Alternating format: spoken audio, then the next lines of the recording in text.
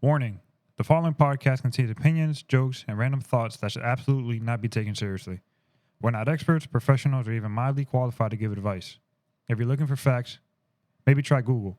This is strictly for laughs, hot takes, and good vibes only. Proceed with caution and a sense of humor. And remember, Bomba'to.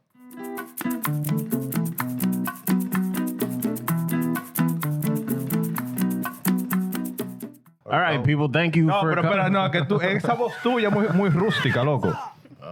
Esa voz tuya muy rústica, man. El I'm telling you. muchacho quiere terminar before 10 o'clock. Oh, true. All right. Vamos. Anyways. Yo ni sé lo que vamos a hacer. Anyway, bienvenido al episodio número 17 de... Bomba'to. No. Es que tú eres un sucio, de ¿Cómo verdad, que yo loco. no- cómo que yo soy un Your sucio? timing was way off on that, bro. Your Everybody's was- timing was way off. Anyways, bienvenido al episodio número 17 de Bomba'to. Today's episode, we got a special guest. Wilson, take it away. Dale con todo. So today we have a very special guest introducing the mental health Maestra, the emotional support ninja, the human lie detector armed with a therapy license and extra strength coffee. This person has spent years studying the human mind, not to control it, but to patiently listen while it spirals into full-blown what does it all mean mode. They've trained to nod at the right time, ask the questions that make you cry, and reflect and say, how does this make you feel?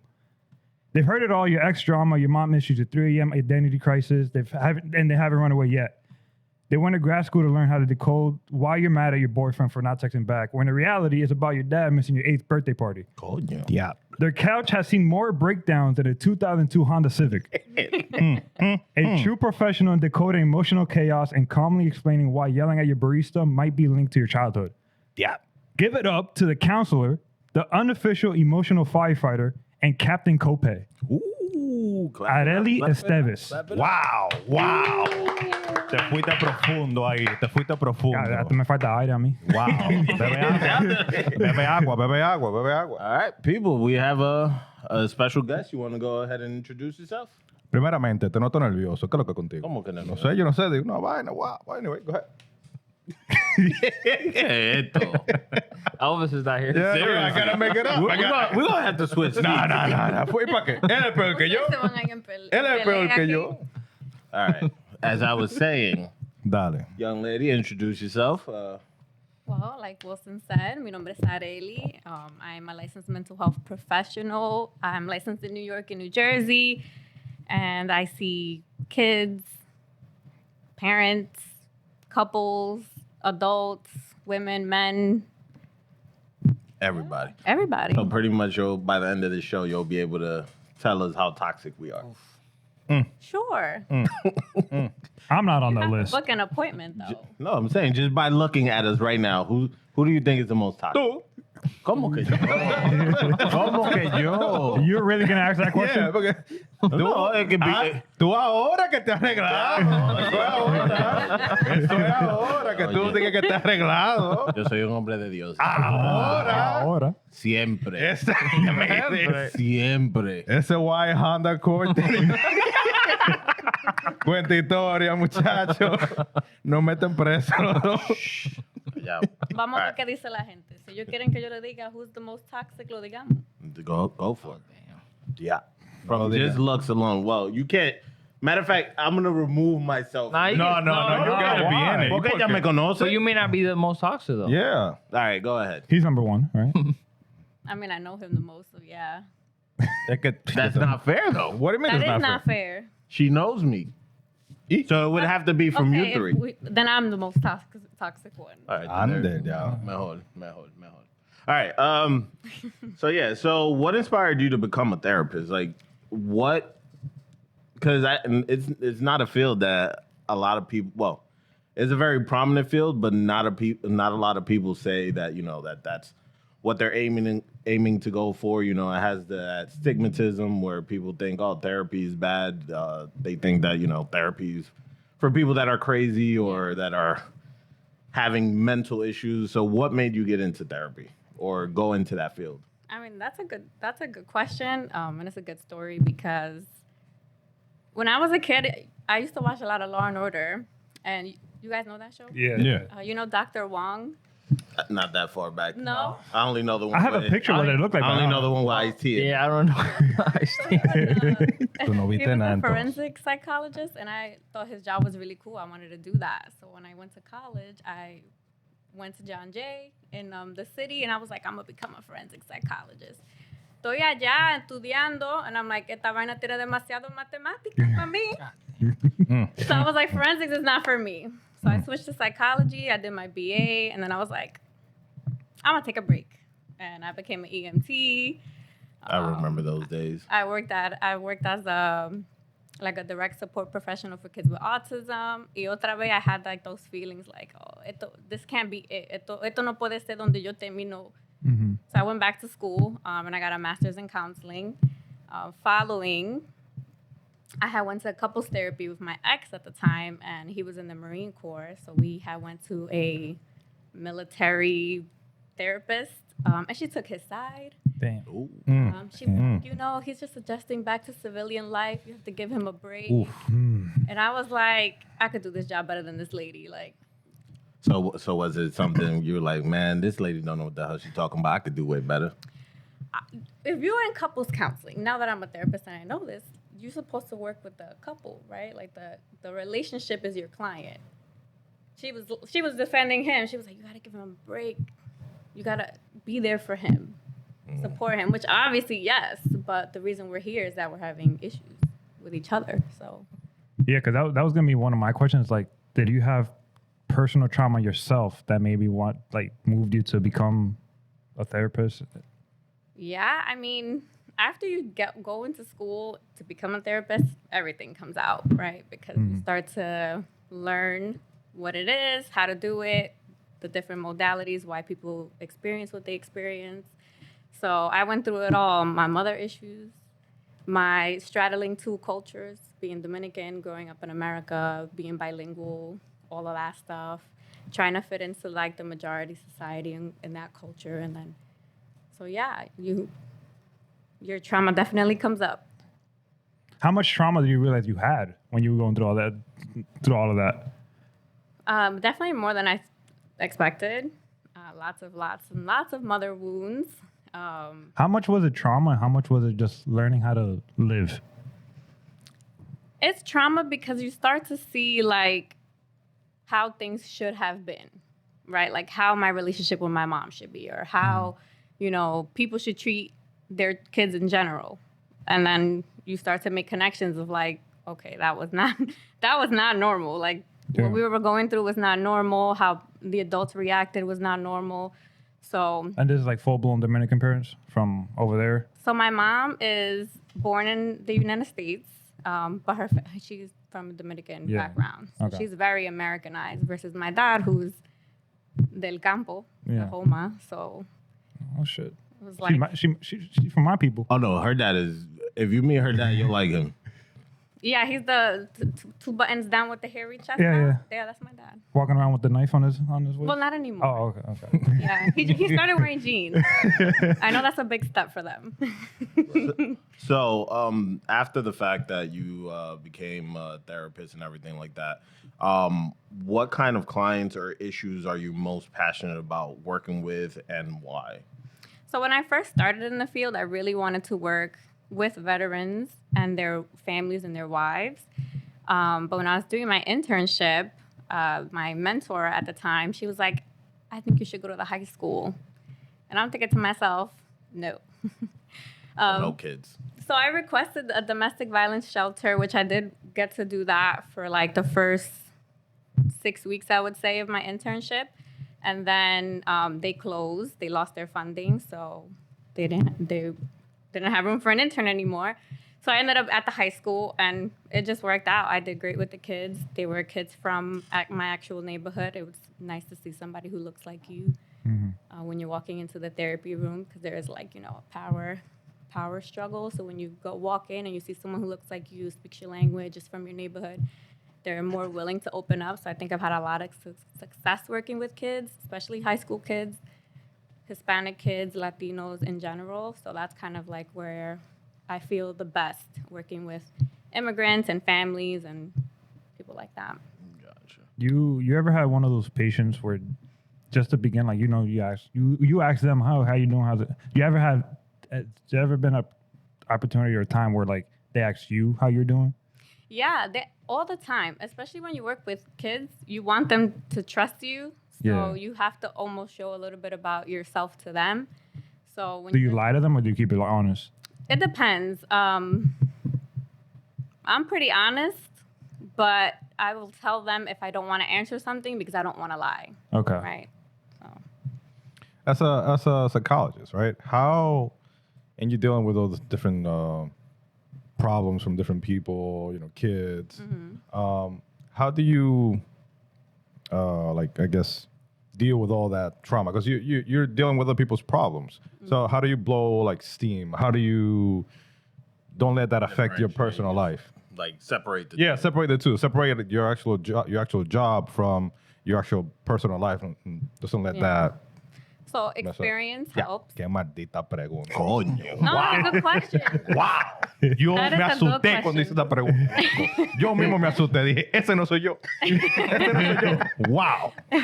How do you separate the what you Like how do you not go home with what? Yeah, well, say? what all the because kids, they go through different things, different problems, and if you don't want to bring that home because then that's gonna affect your home life and stuff like that. So how you keep it separate? Because in the beginning, it used to affect me a lot more. I used to have a lot. I used to go through. I would crash out, right, like the kids are saying now. Especially like I would get kids that had sexual abuse or were being abused by their family. I worked at a community center where I met Millie. Shout out. And we saw a lot of things about kids and what would happen. So at that time, it really used to affect me. But I think just with experience, I've kind of learned like that's my job. That's at work. I have to leave it there. I can't always take it home. And I see my own therapist. That is really helpful. So as far as just like the not, how can I put it? Like just the overall thought process of people not wanting to do therapy because they think that, it has that bad reputation and things like that. Like, how do you explain to somebody, like, let's say, a parent, like an old school Dominican parent that doesn't believe in, like, sending your kids to therapy because they never. Because to be honest, you mentioned me therapy. I'm not going. I have not that I don't have any reason. Just like, ¿pa qué yo voy allá? Okay, like for what? I went once. Nah. I've thought about it multiple times, and then I just like, I don't want to do it because then at the same, like, I don't want to be like, I went to therapy, and people look at me like, what the hell is wrong Sometimes with I you? feel like I'm talking to myself. Yeah, that too. That's interesting. That's a bad therapist, but I would just say like if you're having a problem, right? And it doesn't have to be like depression or anxiety or PTSD. Those are very serious. Obviously, if you have those, you should go to therapy. But let's say you're just having like a life problem, a parenting problem, right? You and your partner can't get on the same page with bedtime or chicken nuggets for dinner or whatever it is. Why wouldn't you want to fix that? I feel like our thought process, mainly as as Dominicans, is we always try to fix everything ourselves. We don't need. We don't. We Or right we don't. away too. Yeah, or we don't. We don't like asking for help. That's Right. that's like kind of like, Or like having- engraved in our DNA. Or more just having our business out there. Yeah. Like, Yeah. we prefer Yeah. to keep That's a it big one. in-house. That's a big one. Yeah. Yeah. So I feel like Yeah. we just figure it out. We'll figure it out. Like ten cuidado, no le digas fulano. Yeah. Ahí no tiene que saber. Well, therapy is confidential. True. So you go into therapy and you don't have to tell anyone, and the therapist is not going to tell anyone. I could just imagine my dad. My dad just turned 70, so he's old. So I could just imagine him like, y tú estás loco. Yeah, like if you were to go up to your Yeah. parent right now and be like, yo, I think I'm gonna go to therapy. ¿Y qué te They're pasa? just gonna look at you like, ve para la iglesia. Go to church. Go find Jesus. Ponte a rezar. Tú necesitas de Dios. Dios inventó la terapia, ¿verdad? Hay que decirlo. I guess. True. Yeah. Yeah, that's right. That's right. En verdad, like, when I told my dad what I was doing, he was like, pues tú vas a ser doctora. And sometimes he still, like, gets Thinks that that's- confused. And he thinks a lot of people do think that I deal with, like, crazy kids. But when you explain a little bit more of what it is, they do understand. I think that we don't give enough credit to our Dominican parents and family. We have to be able to explain. We're at a point in our lives, well, millennials. I don't know how old you guys are, but the millennials. I'm the youngest one here. Yeah. So I think if you're like Bella. in your mid-30s, you're at a point. ¿Por qué tú me miras así? Oh, you in your 30s You're the too, oldest? bro. Sorry. No, I'm the oldest. You're the oldest? Yeah. Gracias, Dios. 40. When you reach that age, you're kind of at a point where you're reparenting your parents. So you're teaching them about what society looks like now. Do you experience that? No, I'm saying in general because I feel like sometimes we ask for advice. It may not like relate in terms of back then to like what is now. And we're just more educated than our parents. I've stopped trying to educate my dad because he's just at a point in his life where it's what he knows. There's no way of changing a 70-year-old man's mindset. That's what I think. Well, maybe you're not giving enough credit. Nah, I told you my dad wearing jeans now. nah. For me, like I've had conversations like with our aunt in regards to just like how we are. And then a few days ago, she was talking about one of our cousins, Reina, who went to Spain. And she was saying like, oh, I don't understand why she left to go all the way over there when her parents are here and all this other stuff. And I'm just like thinking in the back of my head, I'm like, it's because, you know, we as adults now, we're trying to branch out, not be in our parents' shadow all the time or just be like not burdened, but like be at home taking care of them because their mindset is I have you to take care of me when I get old. So you have to stay near me so that when I can't take care of myself, I'm going to you. And they don't understand that. Like, and I feel that would be the same thing with like therapy. Like just the simple fact that you're trying to better yourself, they look at it as, why are you going out to do other things? Did I do something wrong? Was I a bad parent to you? That's exactly the problem. And if you're going to therapy, what did I do that you're in therapy? that, or they guilt trip you into thinking like, oh, you must hate me that you need to go speak to somebody about me. And I'm just like, no, that's not the case. A little. I'm trying to not hate you. That's why I need to speak to someone about you. And I don't think that they grasp that. And then just like, and then going back to the topic about machismo, like for us as men, it's difficult for us to express ourselves just because of the culture that we come from. Because I'll be very honest, I keep everything to myself. I'm the same. And then the problem is like my wife Rosie, like she'll ask me, oh, like let it out. Like I don't know how to explain myself. So I'm just gonna keep it in. Yeah. But I'm fine. So why wouldn't you want to improve that?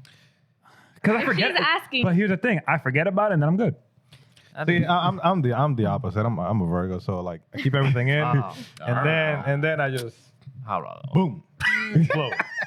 No, I'm serious because like that's like you know, like I think my wife is the same way. Nah, you are like that. No, yeah, like I keep everything in. If something's bothering me, like just okay, I watch it. But Virgos are also truth seekers. Yeah, we are. So I that's all. Like, cause I don't like unless it's really necessary. I'm trying to avoid conflict at all costs. It's like right. Because so like go to I hate therapy. arguments. Well, no, because like you know maybe the truth that I'm seeking might cause a conflict that I'm trying to avoid. So you know I'm like okay, I have an issue with you know something you know let's say something my wife said or something she's doing. And I'm like, okay, I'll keep it in. Okay. Doesn't that make it worse if you're trying to avoid a conflict? It's just gonna come up eventually. No, yeah. So that's the thing. It does come up. It does come up eventually, but in a very explosive way. So it makes it was worse because you were holding it in longer. I'm the opposite. I let it out there. Like if I gotta say something in my mind, like something I'm passionate about, like me, I don't give a fuck about myself like that. But like if it's something like I'm passionate about or something just like I feel like emotionally I need to let it out. I'm explicit. I let it out immediately. I But you don't don't want care. to hurt the person you love by That's with why, your yeah. words. It depends. Yeah. It depends. It depends because sometimes you know I'm getting better at it. It's not perfect. Yeah, I'm getting better, but like I can't lie. My face cannot lie. Yeah. So like if something's bothering me, you can see it in my face. Like I'm It turns red. yeah. That's how man say. Or Like right now. yeah, wow. I think some people think like when they start therapy, like they're gonna be in there forever, or That was that one you of have to the- like talk about everything, like from Like, how do childhood you know when to forward. stop, or like when you? Yeah, like how When do you know it's you no fix- longer bothering you.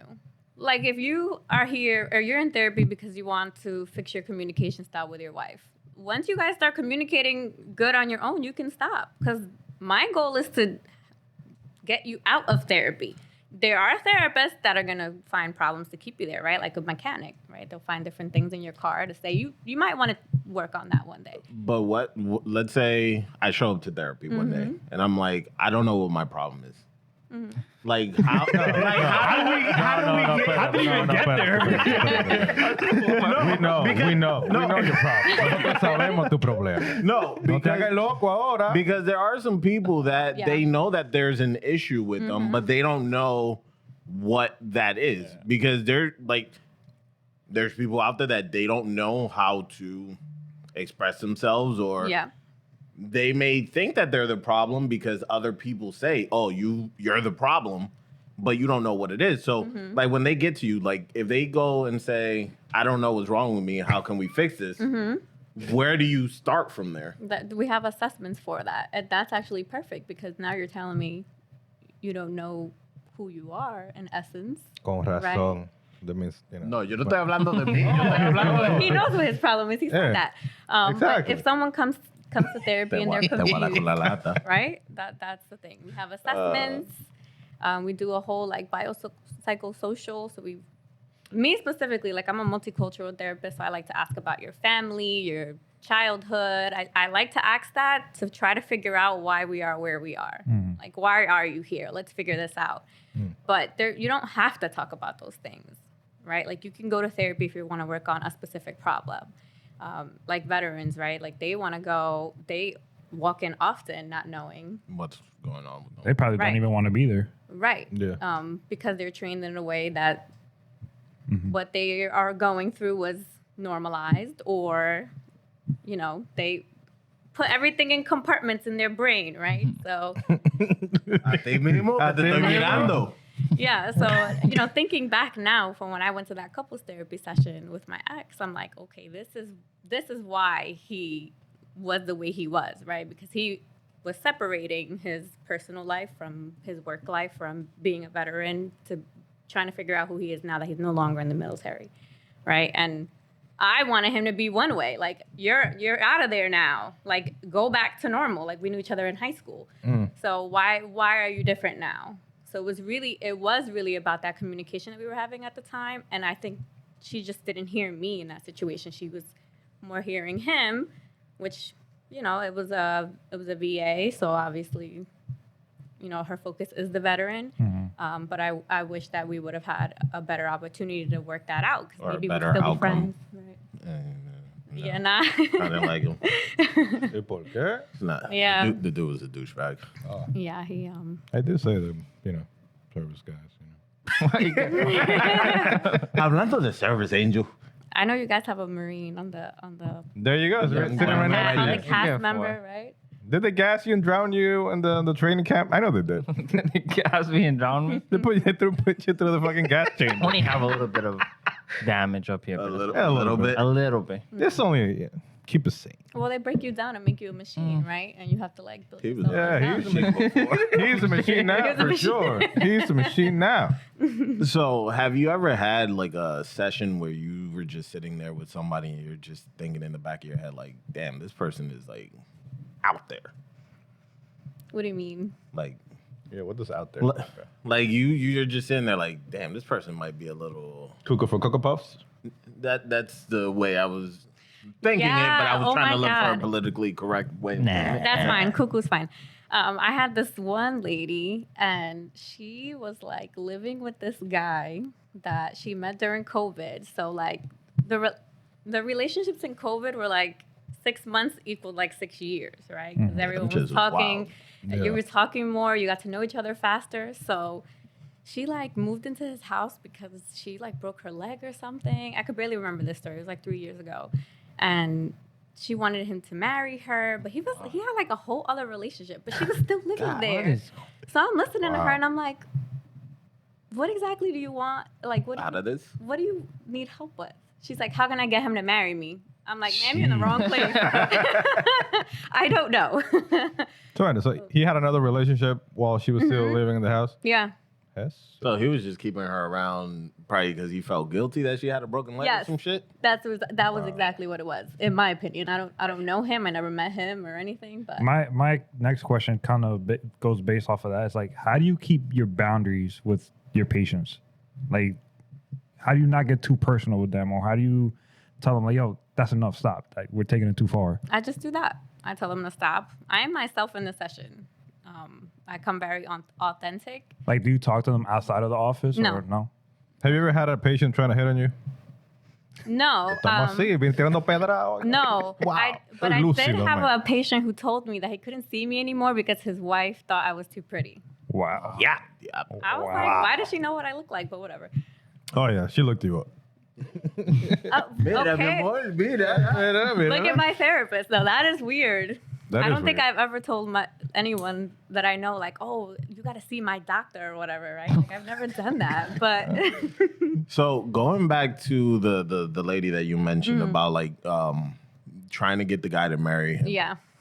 There was a story where the guy asked the girl, I forgot how many times was it? Like 43 times. Yeah, to marry him.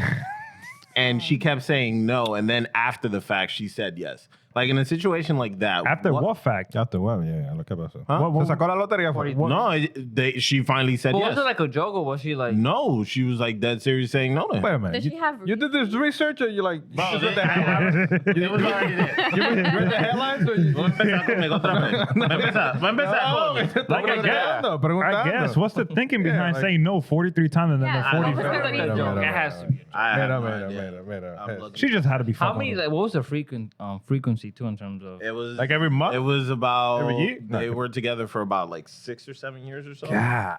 See, at that point. But when did he first ask it too? Yeah, like, 43 is a what lot. was her answer? Did she say like no, or just like, She said no. But, like, why did he keep All right, so it's asking? right here. Woman finally says yes to boyfriend who proposed 43 times in 7 years. see, at that So point. proposed to Sarah 43 times over 7 years before she finally said yes. She first declined after just 6 months of dating, I mean, okay. Well, but later joked he deserved a Guinness World She was just record. fucking with him. yeah. No, that's but what in it a sounds situation like that, I'm gonna see that it was I mean, something that was serious. He sounds a little crazy too. 6 months in? Yes. That's a So little. what would quick. be your diagnosis of that situation if, let's say, they showed up at your office and said, "Hey, we need help," as far as just that whole situation? Well, I would send him to therapy because why are you asking someone? Like, she said no to you For a at reason. any time. And Like, why are you still you should get an asking? 8 for effort at least. He would be a stalker. at Because that maybe point. the thing Right. is like she's still there, so she hasn't left, so she's only said no. Yeah, but Like, why at that does he point, keep asking? I mean, at that point, if you propose to somebody and they say no, are you still with them or you break up? That's a conversation to have. Yo la dejo ahí That's mismo. awkward, bro. Yo la dejo ahí mismo. What? I would assume that they would continue dating. ¿Y pa' qué? I don't know. It depends on the reason. Like, why did you say no? Is there something that person needs to work on? Sí, pero... Do you want to go to couples counseling before? Eso. Betty's like, yo mejor te dejo aquí. Te dejo Yeah, ahí. porque ¿qué es esto, man? What? Yeah, but there's a lot of women that say yes even when they don't want to. Ah, see, that's great. Because they don't want to embarrass you. The guy in the front of... Yeah. Especially if you do it at a public place. That's what But always. in my opinion, I would prefer you to be honest and tell me no before we. That's a tough Go any situation. That though. is tough, though. Yeah, for but them. I would- Yeah. Imagine like you prepared the whole big old thing with a bunch of, you invited her family, your family, and Yeah. then For the she's just- woman, it's very... and then A lot of peer pressure. and she has no idea. It's a surprise. And then you put it in front of all these people, and she's gonna be like, no. Yeah, but would you prefer to go along with it and then 6 months later you're planning a wedding and then they're like, you know what? I don't think that this is gonna work out, and you. I'm playing devil's advocate. I'm just putting myself How in her about- shoes. how Like about- that's weird. How about if she says yes and then she pulls you to the side? I'm like, no. That actually happened to a lady. I We're think doing in it. Elizabeth. We're not doing this. We're not doing Oh, the one that got Yeah. killed Yeah, he literally. by the DJ. Yeah. it. Oh, yeah. She said yes, and then she changed her And Yeah, then, because apparently the guy was abusive and he did it Like in in a front of. public Yeah, I place. think I got a So clip. she's going to say yes. But yeah, I guess. Well, she did get killed by the guy afterwards, but no, it's just like one of those things. Like, wouldn't it be better for you to just be honest with the person and just? I mean, obviously, but That's in a the lot. moment, sometimes you don't know what to do. Like I got proposed in front of all my friends one time, I remember that. and I kind of felt bad. I didn't want to say no Yeah, to I feel like him in sometimes front that of makes it all worse. my. Like they do all that planning Damn. around other people just so you can. See, like you also have to read the room, bro. Like bro, like Oh my like tú sabes más o menos. You start throwing her hints like, Yeah, oh, can I know your ring size? They're like, for what? If you start Yeah. asking some those sort of questions, y ella como que te da una respuesta rara, no busques más nada y muévete. Like, do you think of us getting married? And they change the subject to something else. Like they just turn turn down every question that you ask about the subject, and it's like. Yeah. That's kind of like a hint, like, hey, nah, maybe not. Maybe just here for a good time, not a long time. Man, just I was keep it definitely moving. surprised. Ese pobre muchacho. You said no on the spot? No, I said yes. Oh. Yeah, ese pobre muchacho. Did it work out? No. Oh. Damn. What's the story behind it? We were engaged for a year, and then when it started getting more like we need to start talking about planning this wedding, I was more like, Dang, he stalled for a year. Damn, bro. listen, listen. You see? You should have said no right off the bat. I told you I was the most toxic. No, I'm just kidding. I'm a different woman now. I'm changed. Yes. Yeah, I just a year. Yes. Yes. In a situation, I saw another story. There was a. ¿Qué te iba a decir? No. I just thought of something. It's random. Go ahead. Dale. No, so there was It was a random thought. So there was a woman that she went viral for the gay. She doesn't want to start a conversation with a man, unless if he's giving her money to have that conversation with her. Like, no, like she Like a she, OnlyFans or no. Like for you to even Like a approach stripper? her and start a conversation with her, it has to be some kind of financial Just ask her. What is it? interaction. Okay. A gold digger? Or pay for her time, pretty much. Yeah. Like, Sounds like a therapy. So you got to pay to date her? In a no. sense? So for her, it's like you have to come to her as far as like if you're gonna approach her, like buy her Shit. drinks, When she's a queen and or you're a pay Oh. or pay for things like if you see her at a bar or some shit like that. Pero ¿qué What the fuck es does she esto? think she Ya está- ya is? está asociada. No, but like I've seen this a lot more often, like where you have a person that their mindset for somebody to approach them is financial first, and then you get to know me. So is a conversation first in person or is it like Yeah, like if you run, like let's say I walk up to her and she's like, "Oh, you have to buy me a drink, or you have to pay for my dinner, or something." Oh, she walk around with like the Apple Pay shit, so you got to fucking tap and pay. Yeah, just fucking sell that, Yeah, bro. I Like mean, this. I think also men kind of make that a precedent because a lot of times it's like, oh, I'm going to buy her a drink and then I'm going to go over there and talk to her. You know what I mean? Like, oh, if I send over a drink, that's kind of like an icebreaker. That is true. But do you think that now that's a social norm, like where people are looking more at the financial aspect of like dating versus actually getting to know people? Yes, because you can get to know them by looking at their socials.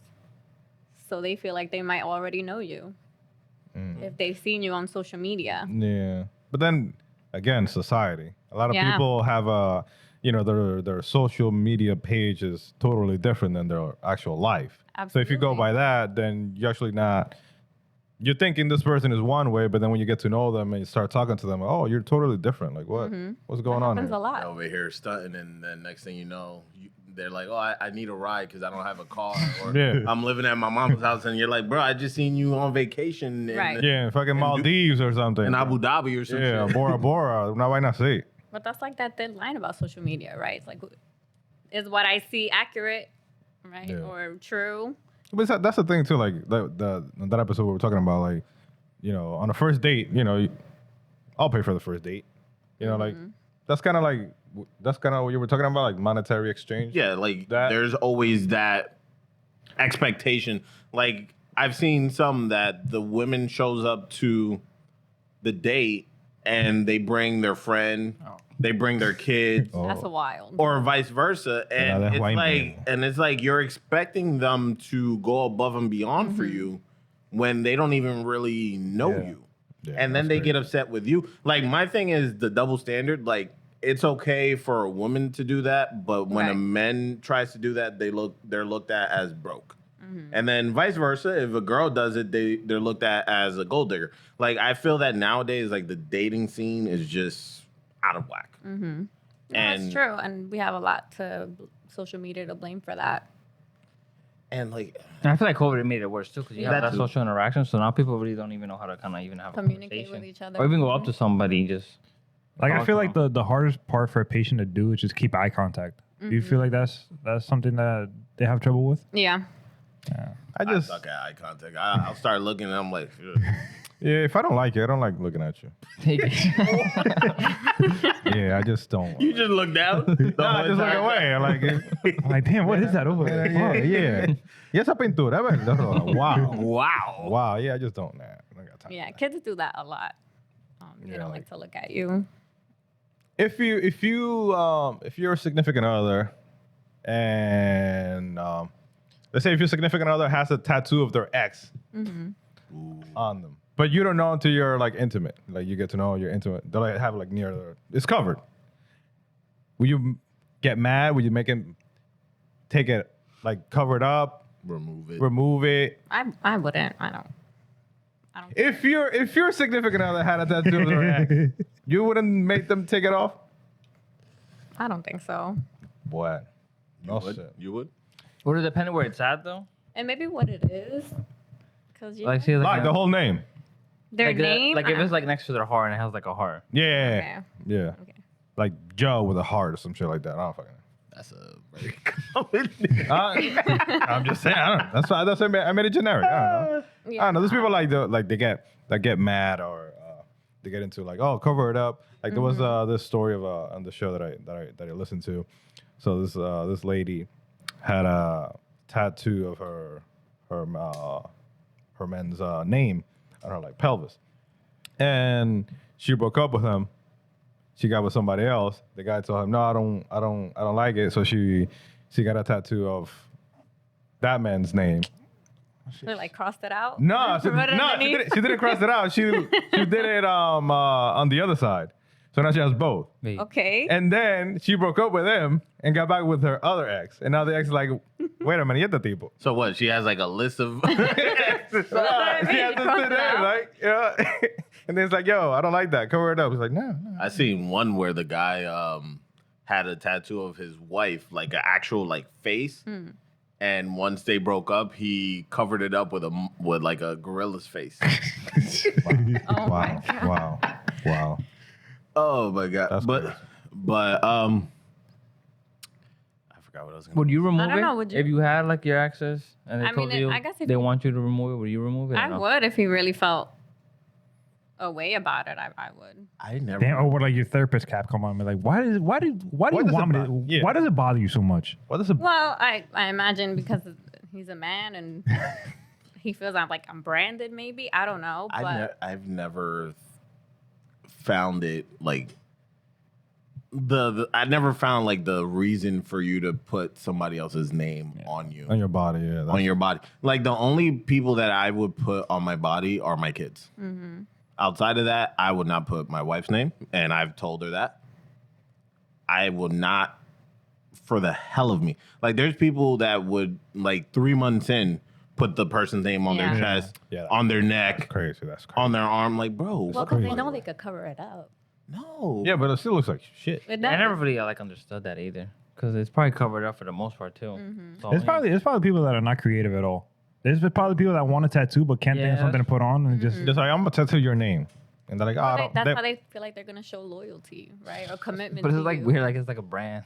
Yeah, like, Yeah. But nah. But yeah, I wouldn't. Would you? Would you remove it, or would you tell her to remove it? if she had it, yeah. No. Well, If you told me, I'll put a fucking flat iron right there. Bro. I'll burn that shit off, bro. Yeah. I don't know. I feel like If you had it, Yeah. Yeah, I feel like the same It's way. gonna hurt either way because Yeah. if you gotta laser it off, it's gonna hurt. If I had it and she asked me to do it, I would do it. I would do. Yeah. But would it bother you? It would bother you, you said? Yeah. I feel like like I don't know. Yeah, it is. It's a permanent. It's a tricky situation, right? Because it's a tattoo. Not right now. Nothing. In this day and age, nothing is actually permanent. You can remove it, laser, all this stuff. But yeah, I feel like I have to remove it. I think once you get more into the relationship, you can kind of say to yourself, like, I don't really need to have this on me anymore, so I'm just going to go ahead and remove it. Yeah. Yeah, I don't think I need to ask. No part in the relationship am I ever thinking like, you know what I need? A tattoo of your name on my body to show how much I love you. So Right. would it become an issue if you ask her or him to remove it and they say no? Would that become an issue? Then you start like, why don't you want to remove it? You still have feelings for that person. Then you start like second guessing yourself. Yeah, are you going through something, bro? Está bien. Are you unpacking something? Vine preparado. Speaking of that, just going off of that, Off the top of the dome. Yo ni leí nada. would it be an issue if... Pero no me let's mata la pregunta. No, espérate. Just to add on to yours, because this is kind of going towards that. Like, if, let's say, your partner finds out that their ex, that they were with for a long period of time, they find out that person dies. And then they start getting emotional, start crying. Oh, Would that be an issue with you as, your partner? Wow. Like, would you feel like some type of way? Like, why are you crying over this person? No. I mean, I wouldn't. I don't think but I would I'm either. healed. So I don't know. You don't think so? Maybe Nah. an unhealed person. I I cry guess off the I'm TV. Like an ex, and then it's like they're crying. You're like, what the hell? Like, but I'm talking about like on the floor. Like, oh my God. That's not right. That's crazy. Or that they'd be like, we have to go to the funeral type. Having to go to the funeral is crazy. Like for me, I would feel some type of way. Yeah. Because why are you that fucking emotional over somebody that you haven't been with for years? Even better, like. Well, you can love more than one person and have. Fuck that. Uf. Not the Esas same son time. You palabras- gotta think about it Estas too. son That's- palabras that's- mayores. Esas That's son palabras mayores. that's somebody they had experiences with, Yeah. love with. You Yeah. love, though. Now you love. Yeah, but they're not together though. Love. Well, so Love. shit happens, but like you can't take the way that it happened with them. Like that's something they experienced. Nah, bro. I'm gonna question you that whole entire time. Like, I mean, you could question what's going them, on? but You got to see within yourself. Why are you? Tú ves que tú eres tóxico. Tú ves que tú no sirves. Yo, the No, nigga died, bro. Somebody's dead. Like, Fuck that, bro. I'm sorry. Like, don't sit there and tell me that you're gonna get like overly emotional over somebody that Nah, rolling around the floor and you crying. tell me Yeah, that too you much. have That's no a little much. That's a little physical too much right emotion there. for, what if it's their parent? like their ex's parent. That's fine. That's Fine. That's another. Because you're not intimate with you weren't intimate with their parent or anything like that. Okay, but that's like an emotional I'd feel some connection. type If of you're heartbroken over someone else, your Nah, ex's B. parent passing away, Get the that's fuck like up, get up out my face with that. Is it okay to still be friends with your ex's family? Like still, That's weird. like that's I feel like a little weird. That's weird. That is a little That's weird. weird, bro. In terms of I like, can't do it. I can't do it. I just they're saying again on the show that I was watching. If you're gonna break up a relationship, you gotta end bad in order to gotta prevent burn you your bridges. You gotta burn your bridges in order to prevent you from going back. Because that's the only way you'll Move on. move on. no, that's not true. Hay una gente tóxica en esta vida.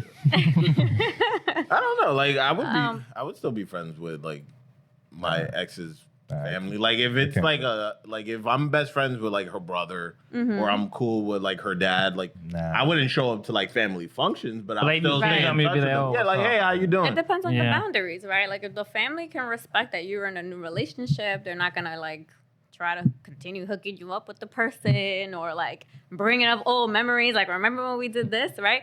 I think it's That's crazy.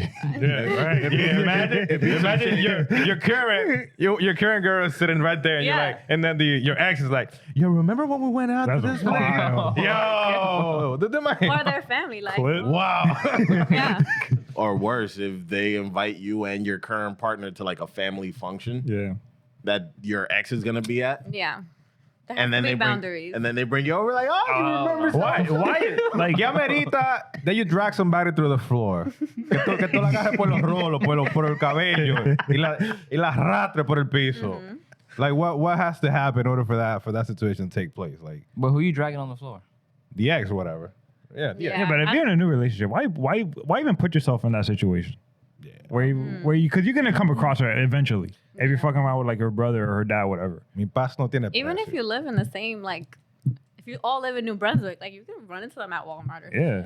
Those are the ones I'm avoiding. Yeah, I go to Target for that. I go to Target, bro.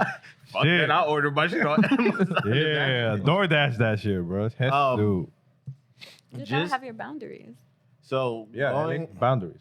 what? Exactly. You dealing with kids, especially nowadays where you have a lot of dysfunctional families, non-traditional families. Yep. Like that they either separate or, whatever's going on. Why do you think that nowadays you're seeing that a lot more versus how back in the day, parents stayed together? Es una pregunta. Honestamente, yo no escuché nada lo que dijo. No. ¿Y qué? Asqueroso. Well, I think societal Wow. norms, right? And back in that time, era normal, ¿verdad? La mujer y el hombre quedarse juntos, casados. No importa lo que pasa, we're going to No work matter this the out. problems. Right. Now, like, we're more educated. We have all these other resources, whether it be therapy or looking for a job or even like social media, right? You can look at it as a resource. You don't have to stay in something if it's not serving you anymore versus back, I don't know, let's say in the 50s where if you wanted to buy a house and you're a woman, you have to be married, right? Or you have to have a bank account. But do you think that like now people are more like jumpy to like end the relationship over any inconvenience? Because I feel like now I see a lot of people, they get together, they'll have a kid, 3 months later, not together. Especially with divorce. Yeah. Now you see like more advertising. Yeah, it's- Starting at $500. Yeah. Divorce. Divorce lawyer. Yeah, Like- I think you're right. It's happening more because people rush into things just because of how things are, especially after COVID, like you were saying. But also, it is turning now. So now people who are getting into relationships are staying together longer. Like us millennials, we are staying together longer with our partners. Que la cosa está cara afuera. Also, we didn't settle. Like, Yeah. I didn't settle with my partner until I was 30 years old. I already had my career. I finished school. I knew exactly what was next in my life, right? And I think that that's an advantage that we have now versus like our parents who en el campo, right? Era, bueno, si tú vas a estar con esa muchacha, ya están casados, ¿verdad? Tú vete a vivir para allá. Shit, they living together and they're fucking married already. Right. Or you get them pregnant. You got Yeah. married already. Right. Yeah. And Eso es tuyo. Por that's just fin. kind of how it was. And it was normally, normalized and accepted. And then just overall, like with the kids nowadays, do you see like a lot of kids running into like emotional issues when Yeah. they have that separation between the parents where either the parents aren't co-parenting, where they're, you go your way, I go my way. I'm going to raise the kid this way. You send them to me once in a while and, I see them and then they go about their day. Yeah, I mean, what's funny about kids is I think before people thought like, I can make all these decisions and kids are kids and I'm just going to do what I'm going to do because I'm the adult in the situation. But now we're kids are having more voices, right? Like they have more Expressive. resources, they're going to therapy, those cuentos, right? Or kids are to be seen, not heard, right? I think people in general are respecting kids more and giving them that voice. So you will see like kids expressing themselves a lot more about their family problems versus in the past where it was kind of like, oh, I'm going to do this and you're not going to know about it, right? What do you think about these kids that their parents give them an ass whooping and they call child protective services on them? ¿Qué tú piensas de esos muchachos? They deserve I another ass mean- whooping afterwards. En el mismo golpe, ¿sabes? Yes, they do actually because I think that they know about it, so they use it as a way to get their parents in trouble, and I've seen that a lot. Like they will call and get their parents in Yeah. trouble. But crazy. parents you're allowed to hit your kid. Like you can use corporal punishment. Now you don't want to abuse them, right? Hurt them to the point where they're Like, you hit them on the broken, ass, I think bleeding. it's fine. Right. A little pat, they'd be Yeah. all right. Yeah. A little flick upside the ear, they'd be I all think right. kids hear that and they're like, "Oh, I might get this bitch in trouble." Si tú lo ven que afuera en arroz, fuera en el sol, con dos piedras. They might, la gente tal vez cree que eso es peor que darle un golpe. Pues. No, but I nowadays these kids, bro, that I feel like they take advantage of that what is it, the new parenting style where it's more of Gentle parenting. yeah, that ideal. like where you talk to the kid and you put them on timeout. Like, bro, that shit don't work. Wow. Bro, some of these kids, Desahógate, bro, some of these kids, no, I'm dead ass. No, Like, you be verdad. seeing some of these videos where the little kid be telling their parents to shut the hell up or be Yeah. quiet. me. Bro, I will drop kick the shit out of my kid if she ever told me to be quiet or shut the hell up. I don't think you would drop kick her. Oh, You're a You know- softie. You might give her like a spanking. you have not heard my inner thoughts. I've mentioned this. Inner thoughts. It's I've not meant action. I've It's not mentioned- actions. Cuando te da esos ojitos así, papi, daddy. Nah, there's been times where I had to like give her a pat upside her back because there's times where she's like she pushes me and I'm like, all right, listen, I give you everything that you want, but at the same time, if I tell you something, I need you to do it. I feel like, yeah, it's like, She's 4, my man. yeah. Yeah, but still, she's smart enough to understand between right and wrong. At this Okay. point. What do you think is a smart idea? Es to una instill- terapia privada para ti, joven. That's the thing, and I have the same thing. And I was telling Elazar the other day that I go through that, and I have some imposter syndrome about being a mom because sometimes I do things that I never thought I was gonna do with my kid, right? But I definitely like try to explain to her like why she's getting in trouble, why I'm doing this, and I do that a few times before I might spank her, right? But you have to explain to them because one thing about kids is if you're going off on them and yelling at them, they don't know why you're yelling until you explain to Yeah. them why. Would you say Period. instilling fear into the kids is a good way to go about it? No. Bro. Like Yo, No. yo no my tenía- mentality is like, yo, you're gonna fear. I'm gonna love you. Don't get me wrong. I'm gonna love you, but I'm gonna make sure like I'm not your friend when it comes to getting down to business. You That's have just to, having good boundaries. You You, have don't to have set- to yeah. have them fear you. you have to separate. Yo the le two. tenía un miedo a papi, loco. Jesús. ¿Y te ayudó? No, Oh, but no, okay. but like, that's the thing. He never put his hands on me. He never hit me, nada. But just the way he was. And very, very strict, very disciplined. So was it fear or respect? I think that's a good question. Hablo. For me, right now, Te like la that- puse. Dámele el botón. Dámele el botón. You got short arms, bro. You won't reach, bro. I don't know which one it is, bro. No ese, el otro. Diablo, qué difícil. Ese mismo. Qué difícil. That's a good question. I feel like it was more respect than fear. But yeah, I never thought about doing anything like bad. Like when he tells me, like he just had to like raise his voice. I'm like, okay, Oop, all right, I'm not doing Yeah, that. For that's me- respect because he didn't give you a reason to fear him. No, yeah, Nah, for me, like even to this day, I won't give him the full details of what I'm gonna do because not that I'm scared of him, but I just don't want to see his reaction towards it because he's gonna blow up or not even blow up. Just like I don't want to hear his opinion. My thing was always I didn't want them to feel ashamed of me. My thing was like, yo, if I do Es que tú hacías cosas locas. no, but that was the thing. Like if I did something, You didn't want to disappoint them. yeah, I didn't want them to be like, yo, damn, my guy, like, really? es que tú eras un Like- sucio antes, era loco. Era un sucio, man. Wow. Tú has cambiado ahora for the better. For the better. You're a changed man. No, tú lo estás diciendo como si yo fuera un criminal. Did they pull you over? I wasn't driving. Nah, but Te moriste. nah, but like with my daughter, like she's very curious. Like she'll ask you why a million times, and then there's times where I'm just like, all right, I've explained it to you multiple times. Like it's either you playing with me or you try to No, push me. she's literally. I know. 4. I feel But like we have to check that ourselves because I go through that too. Like I'm like, man, I told you this how many times? Stop writing on the wall, right? And I took the markers, I hid them. my fear is that I don't want to turn out like my parents. That is a All our big fear. fear. I feel like most of us. That's. I didn't come out too bad. I got my moments, but I ain't come out too bad. Todavía no se sabe. I've been surprised by some of the things you've said in a few Shot. times. Yeah. Shot. But that's not resembling my parents. That's just resembling me. You. But like other than that, it's Muchacho like salta con una cosa a veces. Y dije, wow. So what are some of the things that you wouldn't tell your parents? Successes or failures? Yep. Everybody getting a session. Yeah.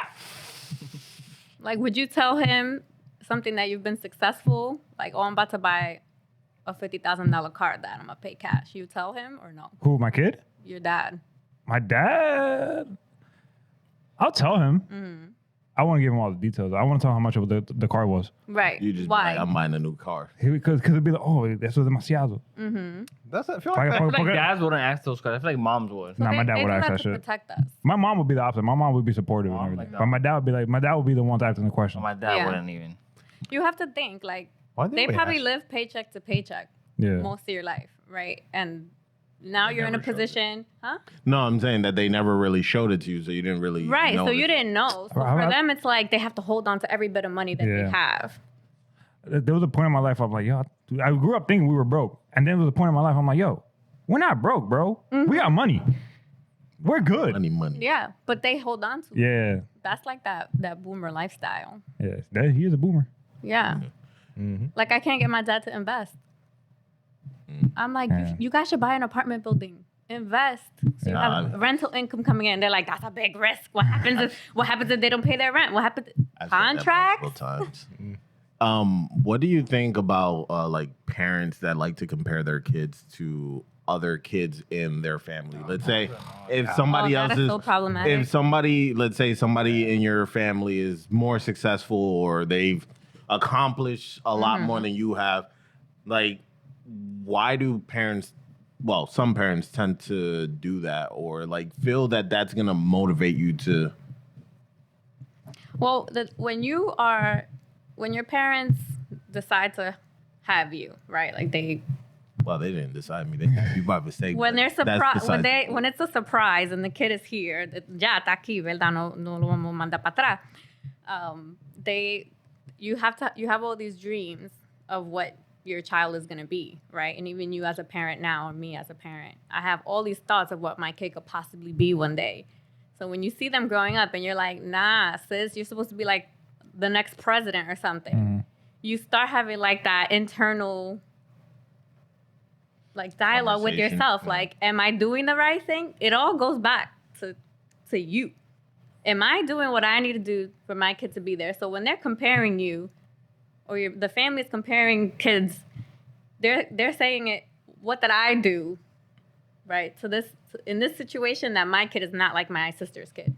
I shut that shit down immediately. But like my thing is like, okay, that's fine, but there's no need for you to project it out Right. towards your kid and be like, why aren't you like fulano? They need therapy. I feel Like They're gonna go, but they they bought need their it. house already, you know. They got their 3 kids, you know, they're doing good. Right. They're traveling, and you over here living in my basement, like what you doing? Yeah, because they thought that you would live that same kind of life. Yeah, because they want at the end of the day, they want what's best for you. They want you to be Right. successful. Yeah. So in their eyes, they see they might not, you know, they might not want exactly what your sister, her sister's kids has or anything, but they just want you to be successful in your own way. And they don't know how to express it. Yeah, and they see the nearest thing. Like they see this, your sister's kids. Is graduated, bought a house, kids, wife, perfect life, y todo, and they want that for you. Right. Pero yeah, that's right. But also, I feel like internally they should even think about it about themselves in terms of Right. No, yeah, they should. Like, where their did I age go wrong? back then, like comparing themselves to you, like in terms of like how was I when I was like 17 or 18, for example, instead of just comparing to somebody Right. else as well. Yeah, they do that too a lot. But again, just a different life, right? Like a different lifetime. This is another thing that I've had to deal with recently. Parents interjecting themselves and telling you how to live your life or for my example, how to raise your kid. Oh my God, yeah. And I've gotten to the point where I don't know how to tell them, like, shut the fuck up, this is my kid. Mm-hmm.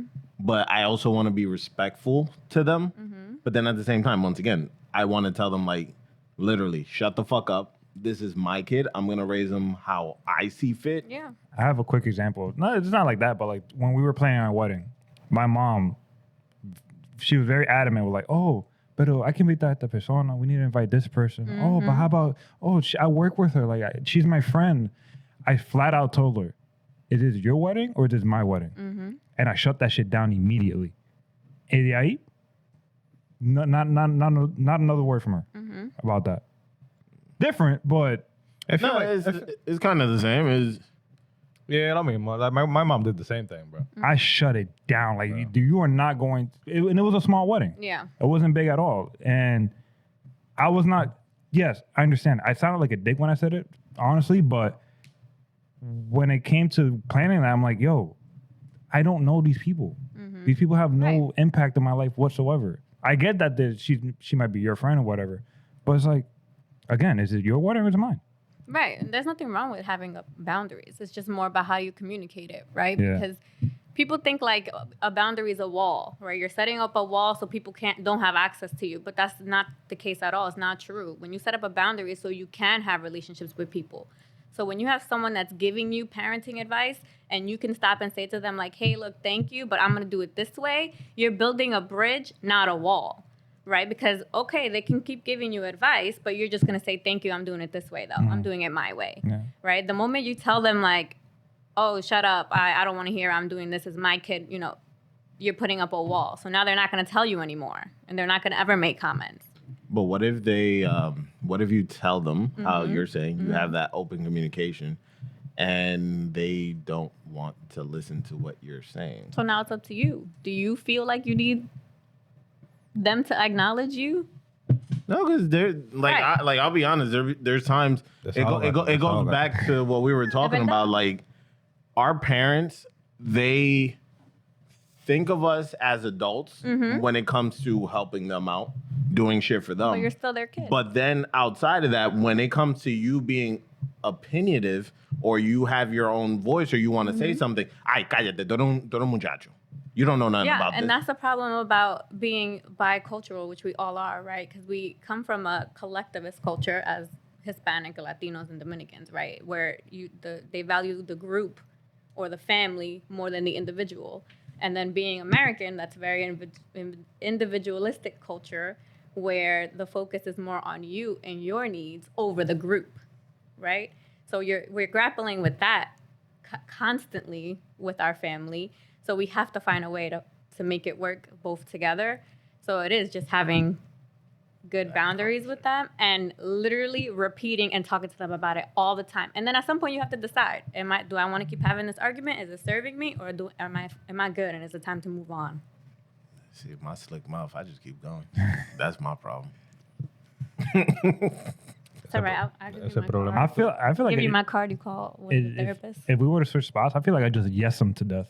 No. Like, see, No. and then Right. just do whatever So- I got to do behind. So with me, I'm like Manny. I do not know how to like not show my expression on my face, and our family they know.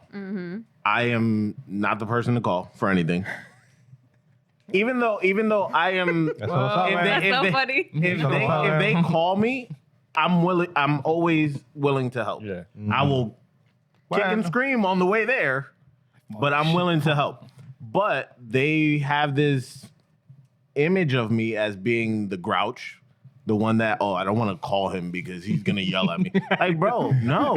It's just my thing is They're not wrong. my thing is if you need something from me, don't call me at the last fucking minute. Yeah. Tell me in advance. So that If- just tells me you have boundaries. It's not Yeah. necessarily that you're a grouch, but you have, no. my phone is on silent all the time. I'm not answering you. But they labeled me as the unapproachable. Wait, is all of them? Every last one of them. But they still come to you when they need bro. something. Yeah, Miletti's scared of me. I'm like, But why? they still come to you. Just You come said. to the, oh shit. Eventually. They still come. Eventually, after the fact. You're like the last resort. You're like the Literally. Like, there was one time, Chris Melly could attest to this story. There was one time she showed up on a Friday at 5 o'clock. Mind you, I'm getting home from work. I'm tired as shit. She's like, oh, can you take me to Bloomfield to go pick up Chris Melly? I'm like, why didn't you ask me this 3 days ago? I'm thinking to myself, I'm like, all right, she doesn't know how to get there. She probably always had somebody drive her there. Did you say that? Why are you asking me? At that point, I'm like, you know Yes what? or no? Did you No, say I that? didn't because Okay. I'm not going to be disrespectful at the same Okay. time. So we're driving. Oh, so you said yes. I had no other option. I was already, Did you have an attitude the entire time? yes, I did. That's why they leave you the grouch then. So, How about next time just no? It's okay to say no. no, so listen. Damn. We're driving and I'm like, all right, she doesn't know where to go. Bro, she's giving me directions the whole entire time. She's like, oh, take this turn here, take this way here, go this way. I look at her, I'm like, do you know how to get here? She's like, yes, I just didn't want to go by myself. You're allowed to say no. Bro, Yeah. I gave her the biggest aggressive look that I could give somebody. And I told Chris Melly, I was like, please tell your mom never to do that shit again. Because I don't like confrontation, but at the same time, You don't like being taken advantage of. Yeah. You felt like you were being taken advantage of. yeah, because she could have because under the pretext that she made it seem, it was like she didn't know how to get there. When Well- in all So why hindsight, did she you knew. why did you tell someone else to tell her? Don't do Because that I again? didn't want to But- make a A big deal issue about it. out of it. Okay. Dale. Do you assume that she didn't know, or did she tell you that she didn't know how to get there? Chris Melly flat out told me, she was like, she knows how to get here. No. But No, when when she she- asked you. Yeah, when can she you called tell you. me? She literally was like, oh, can you take me to go pick up Chris Melly? So you assume that she didn't know how to get there. Yes. Because most of the time they So don't know how to get somewhere. You know what? If you assume, you make an ass out of yourself. Bro, Never Bro. assume. Yeah, you never assume, buddy. Never assume. which one of our Never assume. family members know how to get somewhere outside of the men? Outside of New Brunswick, North Brunswick, our general area. Shit, my dad don't even know how to get out of New Brunswick. Bro. I had to drive my mom to Brooklyn, bro. Exactly. Flushing, New York. On the You weekend. can say no, and there's still time to fix your communication style. Where Come you on, let, where you Grouch. let Yeah. people know Too old. I'm good. there for you, but I need 2 days. Like when you Oh, no, I- when you asked me to be on this podcast, I said I need at least a week in advance. I've gotten right? better at it. Yeah. I tell my aunt, I'm like, lady, tell me in advance when you need something. They don't do that. So they're all Oh, scared. no. You just have to keep. So you're I did it. reminding I did it them. on purpose. My mom kept asking me to do things, and I told her like, you're disregarding my time. You're asking me, assuming that I'm gonna say yes, and I have nothing else to do. And there was times I did it on purpose. Like there was times she kept asking me, I said, "No, I'm busy." I wasn't doing anything. You have to say no. I wasn't doing anything at all. I just said no. If I keep saying yes, you're just gonna keep asking. So like, now she asked me like a week in advance, a couple days in advance. So my thing is, once again, it goes back to the I don't want to disappoint or seem like I'm ungrateful. nah, I'm tired of that shit. Fuck Yeah. that, bro. Fuck that. Because But you have your own family and you have responsibilities too. there was one instant not too long ago. My mom came out here. My mom doesn't travel as much. Yeah. So this was a time that I haven't seen her in quite some time. She came up here to see my daughter. We were going out on a Saturday. My uncle calls me. He's like, "Oh, can you go pick up Tia Cristina at the airport on a Saturday?" I'm like, "Why didn't you guys ask anybody else?" "Oh, we didn't feel like asking nobody because we didn't want to be a burden." I'm like, "So you prefer being a burden on me?" I remember that time. I think I remember that. Yeah, the whole group was. But at that point, but at that point, they're asking you. Like that's the initial conversation. Yo, Right. can you go pick up Cristina from the But it sounds airport? like it was the day of. It was the day it's of. only It him, was. though. It was literally the day of, and I already had plans. But once again, I don't want to be the douchebag because You just gotta let them know. Because Gotta let them know. But my thing is, like, I don't want to seem like ungrateful. Did you pick Because- her? Did you go pick her up? Yes. Yo, you're bugging. Yeah, fuck. You're that, bugging. bro. Because at So the they end keep putting you in these situations because you keep doing it. Yeah, you keep doing it. You're bugging, bro. I And, would've- and you're gonna keep getting called every single time Wait, because hold you're on. gonna say Wait. yes. You pick up the phone? I don't pick up shit, bro. If it's her, Straight to voicemail. if it's her, yes, I do. Because once again, she was the one that raised me. Yeah, when I was I there. see that. I She get it, pretty yeah. much took care of me with everything, even till this day. If I need something, she's right Yeah. there. And So you know what? with her, I feel that I have to. You're obligated to help. Her job is done.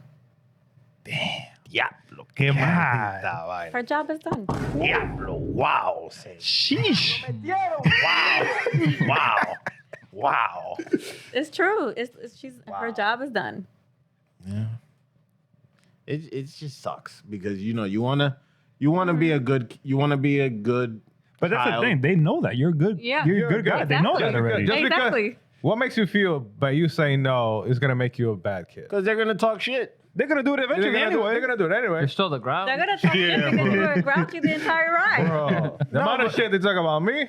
No, but So- that's the thing. Like in Hispanic families, if you're the person that's always no, or that they feel that you're just not But you're not always no. appreciative, or that you're not grateful for what they do for you, they label you as this one I did so much for them, and they spread it throughout the family, and then you're labeled as like a black sheep of the family. Well, they need to work on that themselves. They're not gonna do that, especially in our family. Obviously, I they're feel like not. I feel like you have like that tattooed on like the back of your head. Like you have that. You're predetermined to anything that they ask you. You feel pressure to always say. It yes. almost sounds like he feels like he owes He feels them guilty. something. Yeah, you feel guilty to say yes all the time. Well- you can't say no. In my situation, you have to kind of look at it like my parents. I'll tell the story. My parents were never married. They had me out of wedlock. They literally weren't planning me. When my mother had me, she brought me over to my father's house. Me too. He didn't think I was his. The only person in my family that thought that I was my father's was my grandfather. My aunts, all of them, they were like, no, he's not. That's not his kid. She's just trying to trap him, blah, blah, blah, blah. Right. And in my situation, I was raised in a very different environment. I wasn't raised by my father, pretty much. He was in the picture, but he wasn't really a father. Right. The people that raised me were my aunt and my grandparents. So I'm very grateful to her, and I would do anything and everything to repay her. Right. And I And feel you that, have. and I feel that if I like abandon her or just like stop doing things for her, that Yeah. I'm ungrateful. But you're not, and you have already, and you're done, and she's done. Her job is done. Y que tú estás mirando. Nah, it's again, you feel abandon her. Why? Because it's Why? just Because I feel like it's okay to say no. Yeah. Like, I feel like you feel by you saying no, you're gonna let her down. It's one of those things too. Personally, for me, right, when I moved out of my parents' house, it was like I have to let go of them. Like now, this is my life with my wife now. Like I can't have them on the back of my head. Like, yeah, ¿qué estás haciendo, papi, mami ahora? Oh, tal vez me necesitan para. Like, no, I just. see me like one bad thing about me is I don't call people. Like I'll spend like weeks without Yeah. like calling, like checking up on like her or whatever. Like And when I'll she te- asks you for something, you're like, I gotta do this. And I'll text her like every so often, like, oh, hey, how you doing? Da-da-da-da, just to see how she's Yeah. doing. But at the same time, just like how you said, like, if she asks me for something, I'm like, fuck. Let me just, help her out because she doesn't have anybody. Right. Like, Yeah. she can't really depend on somebody else. Like, her husband is not going to fucking help her. Right. So you have to figure out a way to continue having a relationship with her where you feel fulfilled and she will feel fulfilled as well. So whether it's like planning a family dinner on Fridays or spending an afternoon with her and taking the baby over there, whatever Oh, it is. we do that every so often. So then at that point, this is my boundary. Now, hey, if you want something from me, you need to let me know some days in advance. I tell them all the time. They don't listen. I do pictures. I send in the family group chat. I'm like, update. Here's the girls. If you meet our aunts, Peace. if you meet our aunts, you'll realize what I'm talking about. I have met her. They're No, I get it. some of them are very judgmental So when it comes, huh? They're So, always I'm just going saying- to be. Bro, I It's just from banda, loco. Me da it's just Ellas se criaron con novela. ¿Qué más tú quieres? Yo, si no puedo, no puedo. Yeah. If I can't do it, I can't do it. If I'm able, see, it feels like you're sacrificing your peace and your happiness in order to help them out. You're going out of your way to. And then that gives her the confidence to then go back to your family, tell her, and she feels like she has the okay to be like, yo, you got to do this with Emmy or whatever. Mm-hmm. And you keep saying yes. Yeah, you keep saying yes. I feel like you're sacrificing your peace and Damn, your my happiness. last question was like, what was it? Let's have like a free trial for like a group session. and it already happened. Naturalmente. Wow. Somos unos matatanes. Wow. Oh my god. But yeah, have you ever ended a session early because the person just started spiraling too hard, or like just be like, all right, we gotta end this? Yes. I actually do that often with kids because they start to think like you could just come in the office and joke around. But with an adult, I did have to end the session because this guy, right? He's older man. He probably, I don't know, 60, maybe. I don't know how old he was. I can't remember. But he's telling me about this girl that he's in love with. And I'm like, oh my God, what happened to her? And he's explaining it to me. And he's like, yeah, I fell in love with her blue eyes or whatever. And he shows me a picture, and it was like a 10-year-old girl. Yeah, damn. I was like... In those situations, what do you do? So I asked like a couple of follow-up questions, like, where does she live? Like, do you have access to this girl, right? And then he explained to me that she's his neighbor and whatever. Hey, yo. And I was just like, okay, I don't think we're a good fit. I don't know how to help you with this problem. Do you? So I have to refer you out. And I ended it. But. Do you, like, in situations like that, let's say they confess something that's like illegal, do you have to divulge it? Yes. Okay. I absolutely would, even if I didn't have to. Damn. Yeah. That was. And that, what do you see like the Dominican culture that ¿cómo se dice? Like, Que le gustan las niñas chiquitas. yeah, like, or their family members se la dan se la dan a los fulanos para que se, esa es mi esposa, and they're like 16 years old, whatever, 15, and you see these like young girls pregnant at an early age. Like, yeah, how do you feel about that? Like, that's crazy. I mean, I think it's gross, very problematic. We had this discussion about Luis Miguel de la Marga with that song. Yeah, I don't support it. I don't listen to that music for that reason. ¿Cuál? Solo 13 años. Yeah. That one. Oh. Yeah. But doesn't Fran Reyes have some shit like that he too? does. He tenía 15 Yeah. A few bachateros have some songs that are Yes. a little sketchy. Yeah, I don't listen to those specific songs anymore. Like back in the day, you're dancing to it. It is what it is. But I make a conscious decision now not to participate in that. And I straight call it out when I see it. Old men being gross. I'm like, that girl's 13, bro. That's disgusting. She's a child. Yeah. Do you ever catch yourself psychoanalyzing like family members or like friends? And All you're the like, time. Let me reel it back before. Yeah, I mean, the thing is, I can't separate what I know now from who I was before I knew what I knew.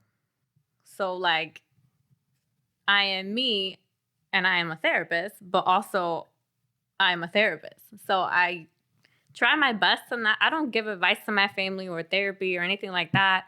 But if I know something that I think might help you, I might tell you about it.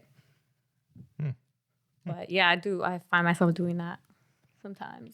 I'll have a conflict with like my sister, and I'll be like, if she just goes to therapy, like she would be so healed. Oh my God. Like if she could just work on that trauma, she would be all right. Like she would be able to. So I think about it all the time, and I've told her, I'm like, you should really go to therapy, and she'll be like, stop telling me what I need, and I'm like, you got it, but you need it.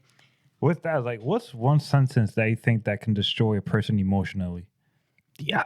Coño. ¿Qué es esto, Dios Ooh. mío? Like you say to somebody, and they're just like, damn. Like as a therapist? Yeah.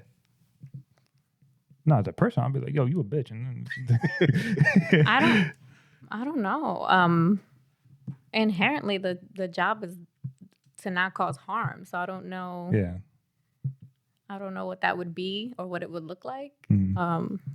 But I have had an issue one time with a patient where I told her, like, it's time for you to, like, you have to fix this. Like, what you're doing is not working. And I think you need this. Yeah. And she came back and she told me, she's like, I really didn't like that approach from you. Other people might have, but she, I felt bad. I did apologize to her, and she ended up leaving and going to see someone else. But it just goes to show, like, how sometimes you have to, it depends on the person, their culture, and funnily enough, she was Dominican. So I think that, there could have been transference there where she saw in me something that she's seen in someone else, like a mom or whatever, right? But I can't tell you. I can't answer that question. Yeah, I don't know. Culturally, which race or culture would you think is the most problematic as far as just like accepting therapy or just understanding the process of like just how therapy helps you to heal as a person, like as far as like from what you've handled or like seen in the past, like which ones do you think are the most problematic as far as just accepting that therapy is there to help you versus there to like more like fix you or like? Well, the thing is, it's definitely like Black, Indigenous, people of color, like Hispanics, Latinos, Black people, Chinese people that are the minority cultures, and it's mostly because therapy is rooted in white supremacy and colonization, and all the research studies that they've done mostly on white people, right? Can you name a Hispanic psychologist or a famous person that does psychology? Everyone knows who Freud is, right? Dr. Phil. You don't have a license for a reason. Yeah. Cristina. Laura. She solved Yeah. a lot of problems. Right. Solved so a lot of Maury. Yeah. Oh. Jerry Springer. Jerry Springer. I'm not a therapist. You're not the father. Yeah. So when you think about, them coming to therapy, they're walking into a place where most likely the person that they're going to be telling their deepest, darkest secrets to or their pain is someone that does not look like them. So imagine you walking in and you're seeing like some blonde white lady. Like, what is she going to know about your life or the racism that you've encountered or the marginalization or the environment that you grew up in or what it's like to be Hispanic, right? Same with a person who is Spanish speaking or an immigrant, right? So that is, I think, what's the main problem and why we don't necessarily seek out therapy, because we don't see ourselves in that place. So, when I decided to do this, that was my whole reasoning to even do what I do and be on social media like I am and the way I talk on social media, because I want to, if there's one Dominican person or one Spanish-speaking person out there that sees one of my videos and says, you know what, I think I could do therapy, that would be my goal with all social media, right? But it is scary because I also know my culture and know my people, so I also have to think to myself, like, is this valid? Do they even care? Like, am I doing this the right way? What's the point, right? So I make my videos and like I have cross my fingers. a question, like kind of like through like the cultural route and everything. Like, how much do you think the trauma is actually passed down through generations? Oh, a lot, significantly.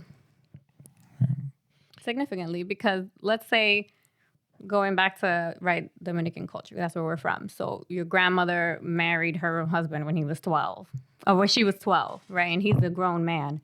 And now she did that to her daughter, and her daughter did that going forward. Now we're you, right? You're you. You might think it's okay to be with someone who's a 12-year-old. You don't think it's trauma because you've been seeing it your entire life. But you're in a society like we live now where people are looking at you like, why do you like 12-year-olds? Right? That's traumatic. Or you go to college, right? And now you're exposed to all these different ideas and lifestyles, and you're educated. And now you're like, holy shit, I did not know life was like this. Yeah, And now you don't feel like, now you feel even more like you don't belong. that happens a lot, especially like when you have overprotective parents Mm-hmm. and you get that little bit of freedom and you don't know what the Oh, hell to man. do with yourself. Like you're like, oh shit, I want to try everything. And then Yeah. next thing you know, you're fucking addicted to something, or you end up. Yeah, that's why you see on the news, like, oh, you went to college and became a liberal, right? Or whatever they say, because now you see people live different lives and have different perspectives. It's not just where you grew up. It's not just that campo life or that living in Alabama or living on Staten Island. Staten Island is a little campito too, where I come from. That shit's crazy out there. Yeah. So, or New Brunswick, right? If you growing up, if someone who grew up in New Brunswick, do they ever have to learn English if they didn't want to? No. No. So there's no need to change. Mm-hmm. But now you move to, I don't know, California, or not California's a bad example, Texas. Montana. Now you see you Yeah. need to learn English because everybody's looking at you like you've been here for how many years and you've never even bothered. Yeah, that's crazy. One last question on my end. ¿Cómo que la última? ¿Cómo que la última? We have to let her talk about what she's doing now, what she's planning on doing in the future. Okay. We haven't even gotten to her book yet. Eso es culpa tuya, no mía. ¿Cómo que culpa mía? Claro. porque- Por eso que La pregunta, don't. yeah, especially now with like how families are a little bit different. You have moms that are working, dad that's working. As far as just like the social norm, like how back in the day it was always mom would stay home, cook, be the homemaker. There was a post of a lady that she refused to cook breakfast for her husband. Oh, I saw that. She flat out was like, "Oh, I'm only cooking for my daughter and myself." Like in a situation like that, like what is your take on just that overall? Like the wife has to cook, the man has to work, and just that whole dynamic. Like, what is your overall take on it? And like, what do you see that's changed where, you know, the wife generally is not doing what our grandmothers, our mothers were doing back in the day? Like, what is your take on that? Well, gender roles have changed, right? Maybe back years, women didn't have to work, right? You could survive on one income. Everything was cheaper. Houses were cheaper, right? All these things. Now it's virtually impossible to live off of one income. So it more than likely you and your partner will be working. So in terms of how the gender roles are split up, you really have to find someone that's going to be on the same page as you, right? If your husband is somebody that wants you to stay home and not work, then good for you, girl. If you want to go to work, then perfect, right? There should be no issue. And vice versa. Yes. Right. Right. Absolutely. But that stuff has to be split up evenly, right? Like for me, for example, I drop off the girls every day at daycare. I complain about it because I'm like, you never have to wake up earlier to take the girls anywhere. But also, like, it wouldn't even make sense. Like, I work in New Brunswick. They go to daycare in New Brunswick. Like, why would he come to New Brunswick to drop the girls off, right? But it doesn't stop me from getting annoyed sometimes when I'm, like, trying to run out the door and I have both of them and I need to get to work and you chilling in the living room watching baseball, right? So you really have to define those roles within your relationship and what it's going to look like. Okay. So, Communication is key. yeah. Wow, me fui profundo. Oh, That's yeah, true. Lord. That's Yeah, true. Lord. You have to be very clear. What am I bringing? What are you doing? Are you cooking tonight or am I cooking tonight? Have you ever had a situation where you had, let's say, a couple come to you and say, I need you to break some bad news to my husband? All the time. Or like, I need you to tell my husband that this kid that I'm carrying is not his, or some shit like that. Yeah. So nothing like that. But I did have Now this, I not see. Wow. nothing like that yet. You never know. But I did have this one girl who she had like $100,000 in debt. And they had got married and she never told him. I was like, sis, you gotta tell him. Yo. She want you to tell him. No, she didn't want me to tell him. She was, well, I guess she kind of did because she was leaning into going into couples therapy, in which I kind of told her I can't be your couples therapist and your individual therapist. But she needed to tell him, obviously, at some point because They were planning on buying a house. I wonder how that conversation went. Yeah, I don't know. She Denied. Why did I get denied? didn't- Yeah, she 100? That what? the f- she didn't come back after I told her she had to tell him. That's true. So Ah, man. sometimes you just need one session where the person's like, "Yeah, you gotta tell him." Like, there's nothing else to say. Bueno. I know that we've had a conversation about like you starting a podcast and everything, and now you being on a podcast. What are your thoughts about like just your future endeavors in potentially starting one or looking into starting one? Like, how do you feel now as far as just being in this kind of environment and just? Well, I like this environment. So I think it's more laid back. Yeah, I do. I like it. It's more laid back. I don't feel, you know, the spotlight or pressure on me. I do have a little bit of a social anxiety, so whenever I have to do things, I do get anxious and nervous. Very much so. Imposter syndrome, which we had talked about. It's kind of like your competency is larger than your confidence, right? So I know I can do it, but I'm just not confident enough to do it. So would I do it? I hope so. I want to do it one day because my goal in the future is to be able to spread and talk about mental health and make it affordable, right? So for, let's say, Latinos that aren't necessarily ready to walk into a therapy room, maybe they could listen to my podcast and get something out of it, right? Like that would be a dream for me to have a nonprofit too, where I can offer all kinds of services, financial counseling, English classes, things like that. I would love to do that. Can I do it? Scary. My skills? Yes, I can. I'm qualified. I'm educated. I could do it. But can I? Right? Like that feeling. You wrote a book. Tell us a little bit about it. So it's a self-esteem journal. So this is the kids version. I didn't bring the adult version. Sorry, guys. It's all right. But it's basically a skill to help you work on your self-esteem using CBT, which is cognitive behavior therapy. It's like the most evidence-based, most common therapeutic technique out there. A lot of people use it. A lot of therapists use it. And it's taking your negative thoughts and feelings about yourself and changing them. So the difference about the kids one versus the adults is the kids one helps you identify like safe people in your life, like your parent or your teacher or who you can go to when you're having these struggles. Versus the adult one is more like, okay, you have to identify what are your anxious thoughts about yourself or your negative thoughts about yourself and how to change them, right? So you kind of put your thoughts on trial. Like if you think you're an unlovable person, why do you think that? Like what's your reasoning? What's your evidence? So the book takes you through that and helps you. You're supposed to use it every day. You're supposed to be consistent. That's part of therapy.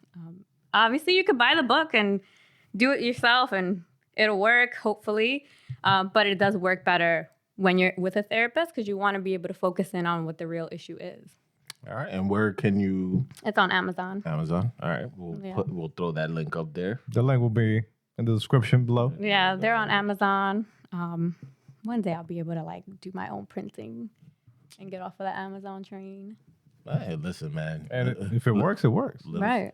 What are your future plans? I know that you mentioned you would like to start like a nonprofit and all that stuff. Oh, yeah. Like right now, what are you working on? What are your future plans for the next few years? And are you planning on releasing any more books and things like that? I am. So I'm working on a journal for moms right now, kind of like speaking to moms having kids and then in that postpartum period, which this is like too much for you guys or unless you're interested, but Go ahead. it's like preparing what you would have wanted someone to tell you when you were pregnant and postpartum and how to be like the things that you go through as a mom.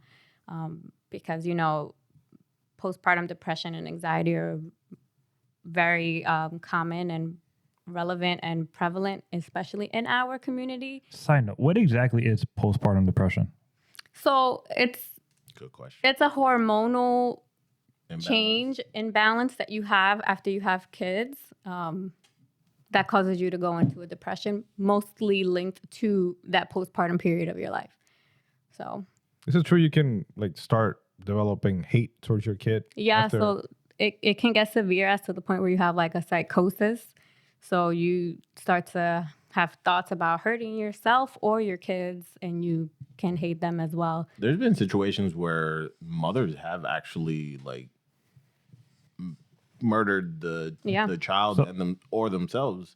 So is that something that biologically just happens, or so like you have no control over Out that? of your control. Like even for me with my first one, I am a therapist. I can't have postpartum depression. Like I'm good. I want to know all the signs. There's no way this is gonna happen to me, but it did. You just can't control it. It's the hormones in you, and it started to hit me when I went back to work because you start having those feelings of inadequacy. Like, is this the right choice? Like, she's with my grandma who's taking care of her. Is that where she needs to be? Is this where I need to be? Am I doing a good job? So at first, I'm not saying like, oh, this is postpartum depression. It's more like I'm not doing my work on time, or I'm not doing my notes, or, I drove home today. I don't remember even how I got home. Did I run a red light? Like, you're completely disconnected from reality. And it's very scary because, like I just said, you drive home and you don't even know if you went through a red light on your way home. It took me a lot of time. Right. Yo ni lo veo a veces. So I started to see that I was having some difficulties. So I just went to therapy and I talked to somebody about it. And I figured out that, just because I'm a therapist doesn't mean that I was immune to this hormonal change. Yeah. I was never a mom before. It's my first time. They don't give you a manual. They just give you the baby and they're like, take it home.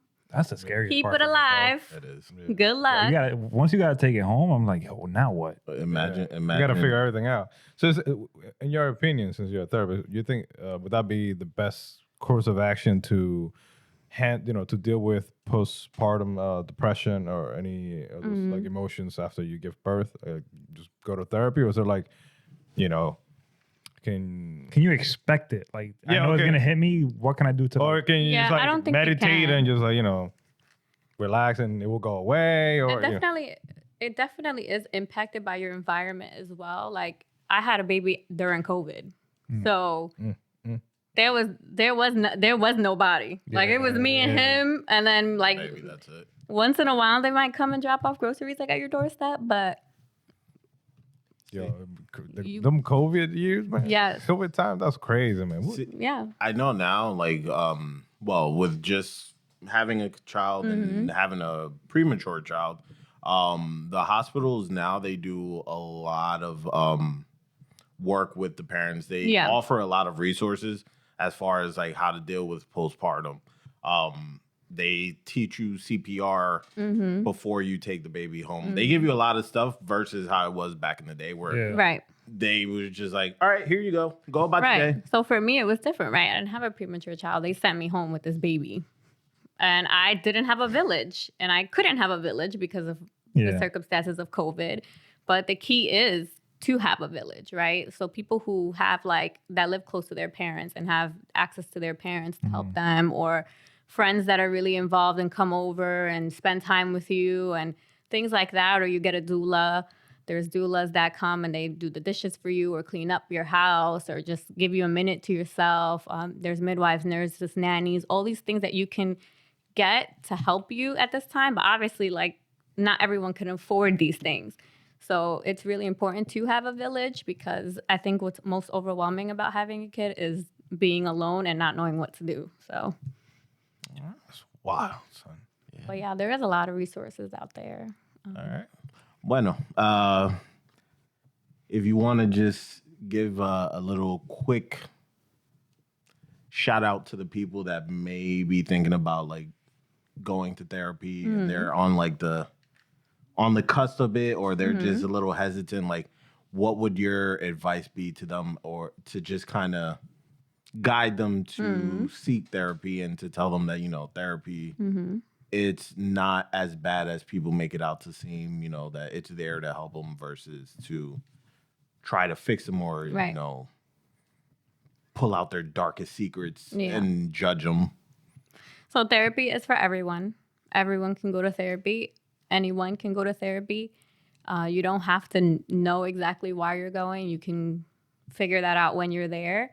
A good therapist will help you do that and also tell you, you don't really need this. I've had cases of clients coming in and I'll see them 1, 2, 3 times and I'm like, listen, there's really not anything. Come back to me if you have XYZ issue, with that with that thing, but I think you're doing a great job handling it yourself, right? You can go to therapy and shop for therapists, date them. Like, go get to know them, get to know their style, see if you vibe. If you don't, then you need to move on. But therapy's for everyone. I know it's scary. You're going to tell someone all of your secrets, but this person is going to keep your secrets. It's confidential. And you are allowed to challenge your therapist just like your therapist is allowed to challenge you. So that'd be my advice. You want to say it in Spanish to our Spanish-speaking audience that may... Ike. Coño. Tell him. No, en verdad, para los latinos ahora mismo estamos pasando un tiempo bien difícil en la comunidad latina, right? Los inmigrantes, las personas que están tratando de convertirse a la cultura más grande, que es la cultura americana, o muchos de nosotros que dejamos nuestro pueblo, nuestro país. Todas estas cosas son cosas que tú puedes hablar con un terapeuta, en terapia de hablar, ¿verdad? Porque yo sé, viendo mi familia, por ejemplo, yo tengo una tía que ella dejó un hijo en Dominicana. Tú me vas a decir a mí que ella está súper feliz todo el tiempo. Claro que no, ella está pasando cosas, ¿verdad? También la persona que tú estás en un país nuevo, tú no hablas el idioma, tú estás aprendiendo. Tú puedes ir a terapia para todo eso. Es normal. Pedir ayuda no te hace débil, te hace más fuerte. Porque si nosotros vamos a decir que somos una comunidad de dominicanos, que el centro de nosotros es familia, ¿cómo tú no vas a buscar ayuda? No diciendo que tu terapeuta va a ser tu familia, pero te puede ayudar con la comunicación con tu familia. O busca ayuda. Well said. Wow. How can people reach out to you, social medias and things like that? We'll add those to... Yeah, you can reach out to me on social media. Para los hispanos, si quieren buscar un terapeuta que habla español, si me conoces, no puede ser yo. Pero hay una página, Latinx Therapy, que te conecta con un terapeuta que es hispano y habla español. Y en mi página puedes ver los links y todo. So if you link my social media, I have all those links and stuff. But there's other registries, like Headway is a big one. You can go on our website at Therapy Connection. That stuff will be on there as well. Alma, Choosing Therapy, Psychology Today are all places that you can go and and find a therapist. And it's really interesting now because you can kind of click the things that you would want in a therapist. So I want a Black therapist. I want a Hispanic therapist. I want a therapist that does this or does that, right? You can pick all of those things. I want someone that knows how to work with parents or with kids, and then you'll get a list, and you can look at their pictures and their profiles and pick, just like you would if you were dating. So Nice. Oyeron. Go to fucking therapy if you need it. Mira quién habla. See? I just had my therapy session. I feel much better. I'm going to start telling people no. De la única manera que tú a terapia. I hope so. Wow. But nah. Now we gotta do this again in Spanish though, because I totally forgot about the Spanish part. Yeah. No, but I feel that we've reached a good amount of people as far as just because we're always joking around, but it is a serious topic, especially like in the Hispanic households and any minority household that people don't express themselves, and it festers, and then it creates that unhealthy environment between yourself, your partner, your family, and it could end up bad. So it's definitely a good thing to seek out help whenever you need it, and Don't be afraid to ask for help. It's okay to ask for help. Eso mismo. No, why not? Unless you're grocery shopping, you just want to walk around. All right, bueno, Manny. We thank you for joining us. Well, thank you for having me, We'll definitely guys. bring you on more as we progress in our adventures. Yeah, we have. This one was quiet the entire time. We got to Oh, no. figure out. Yeah, question. Have you ever had to stop somebody or talk them out of doing weird fetishes like pillows? So I don't talk you out of doing anything, but we can close. I'll tell you a story about this couple. I was telling Elazar. So I was seeing this couple, and I learned a lot from them that I did not know. Before I met them, I had never heard of the word cuck. Oh. The racial word or the... No. No, like, It's where it's the man likes to watch his partner have sex with other men. Out of I love. didn't. Out of love. Diddy is Diddy. Yeah. I did not know. Okay, so first Didi of all, 2.0, baby. they Baby oil on that. it's funny, right? Because they came to me and they're like, "Oh, we have all these communication problems. You know, she has kids, I have kids. She lives in another city, I live in this city. Blah blah blah blah blah." We get through all that. I'm like, "Yes, we're doing a great job. Like, they're really healing. I'm so happy." And then I think about like the 7th session, they hit me. They're like, "So the real problem that I want to talk to you about," and I was like, "Oh God, what's this gonna be?" So they're explaining to me their relationship, and I'm like, "Okay, that's totally fine. You like what you like, right? It is what it is." He wanted me to help him convince the woman to let him have sex with other women while she watched.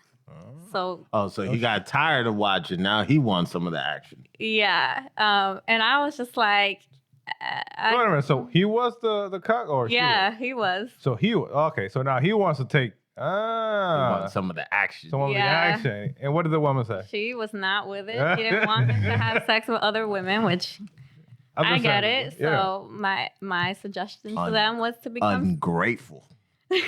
That's wild. I suggested to them to become swingers. I said, "Why don't you guys just find another couple and then you guys can That wouldn't have a foursome?" They were like, "That's a great idea." They never came back after that. So. Upside down pineapples everywhere, baby. Yeah. What's Down the pineapples difference at everywhere. that point? Because they're still doing the act with other people, and they're Listen. watching eventually. That was too many questions for me. Okay, I had just learned what a cuck was. Okay. Gente le gusta lo que le gusta. Yeah, but that was traumatizing to say the least. Shit, I bet. I was talking to my therapist friends, and I'm like, How do you? I've always wondered, how do you get to that point? Like, you just look at your wife one day and be like, "Yo, I want to watch you getting destroyed by It's probably just the porn, to be honest. I think by that's what somebody else." It's probably the porn. I think porn has desensitized our society so from like valid.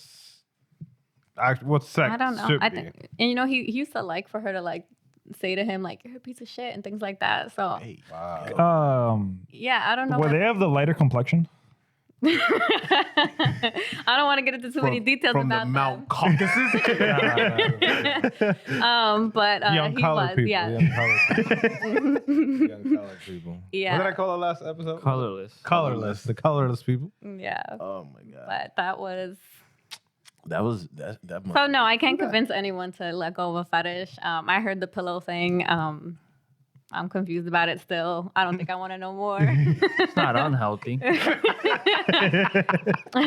It still gets the job done. If you're not hurting anybody, I think you're good. He's hurting the pillow. The pillow doesn't have a soul. We might have to watch a few times otherwise. I think it's very brave that you shared that though. So This is Bomba'to. yeah. Wow. But nah. Well, we thank you once again. Thank you guys for having me. Thank you. I will definitely come back. Thank you If for you invite me. taking the time to deal with our bullshit and having Yeah. great talk.